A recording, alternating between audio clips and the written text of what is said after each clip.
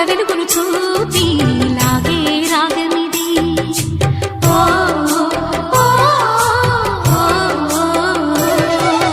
నీలో మమతల మధుని చూసి నాలో తరగని తహతహ దూకి నీకై తరగల పరుగులు తీసి చేరే వేగమిది.